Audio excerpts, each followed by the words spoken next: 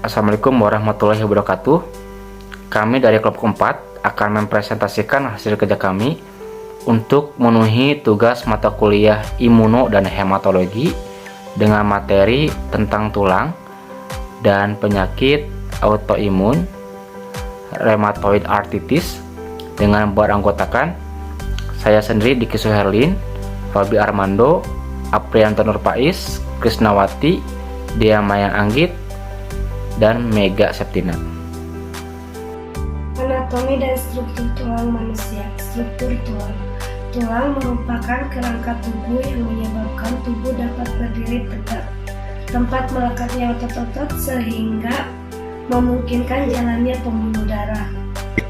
Tempat sumsum tulang dan syaraf yang melindungi jaringan lemak.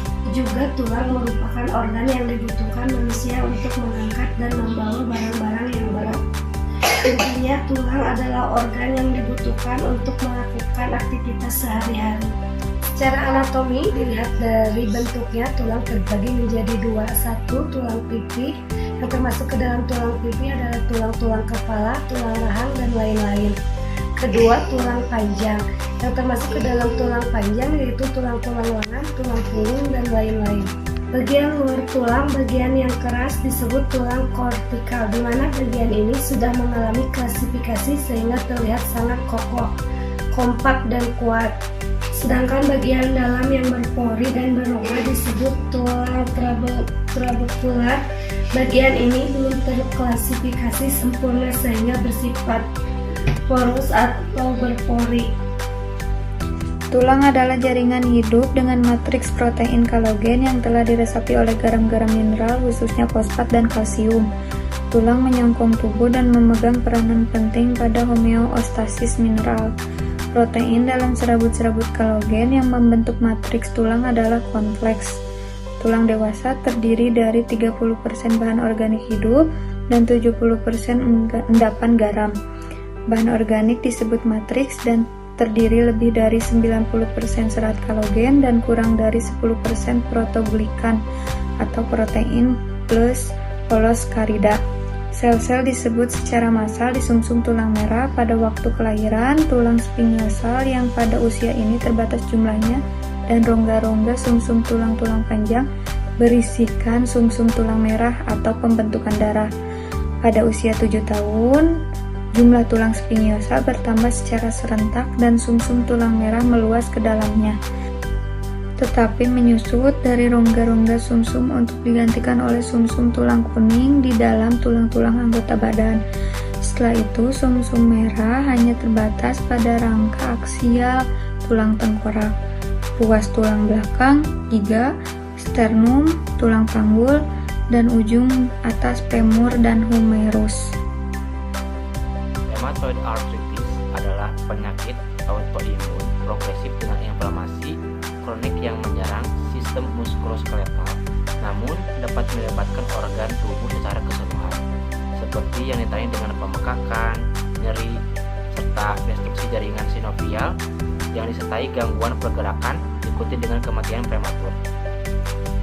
Patogenesis terjadinya proses autoimun yaitu melalui reaksi imun kompleks dengan reaksi imunitas seluler. Tidak jelas antigen apa sebagai pencetus awal, mungkin infeksi virus, terjadi pembentukan faktor rheumatoid, suatu antibodi terhadap antibodi abnormal, sehingga terjadi reaksi imun kompleks atau autoimun. Proses peradangan karena proses autoimun pada RA ditunjukkan dari pemeriksaan laboratorium dengan adanya RF atau rheumatoid factor dan anti-CCP dalam darah. RF adalah antibodi terhadap komponen FC dalam IgG. Jadi terdapat pembentukan antibodi terhadap antibodi dirinya sendiri. Akibat paparan antigen luar, kemungkinan virus atau bakteri. RF didapatkan pada 75-80% penderita RA yang dikatakan dengan seropositif. Anti-CCP didapatkan pada 2/3 kasus dengan spesifitasnya sangat tinggi yaitu 95% dan terutama terdapat pada stadium awal penyakit. Pada saat ini, RF dan anti-CCP merupakan sarana diagnosis penting dan mencerminkan progresivitas penyakit. Faktor pencetus atau resiko rheumatoid arthritis. Faktor resiko yang berhubungan dengan peningkatan kasus rheumatoid arthritis dibedakan menjadi dua faktor. Ada faktor tidak dapat dimodifikasi dan faktor yang dapat dimodifikasi. Untuk faktor yang tidak dapat dimodifikasi, yang pertama, faktor genetik. Faktor genetik berperan 50% sampai 60% dalam perkembangan rheumatoid arthritis. Gen yang berkaitan kuat ialah HLA-DRB1.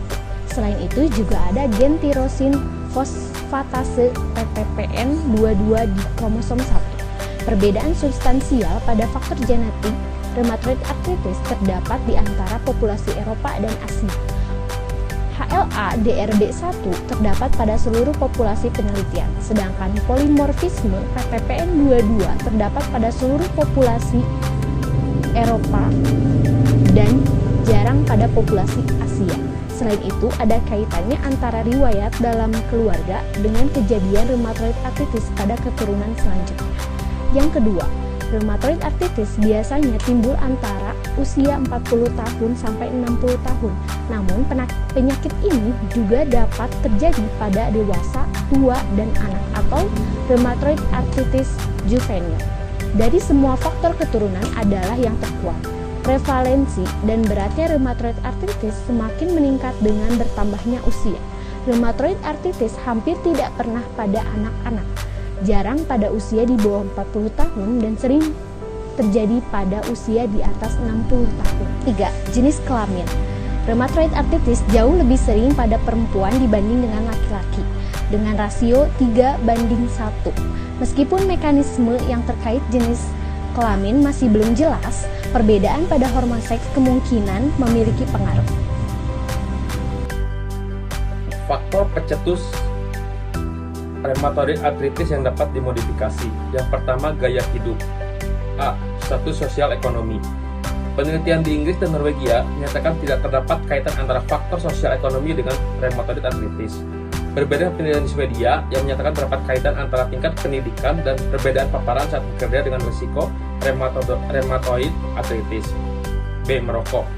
Sejumlah studi kohort dan case control menunjukkan bahwa rokok tembakau berhubungan dengan peningkatan risiko rheumatoid arthritis. Merokok berhubungan dengan produksi dari rheumatoid factor yang akan berkembang setelah 10 hingga 20 tahun. Merokok juga berhubungan dengan gen ACPA positif rheumatoid arthritis, di mana perokok menjadi 10 hingga 40 kali lebih tinggi dibandingkan bukan perokok.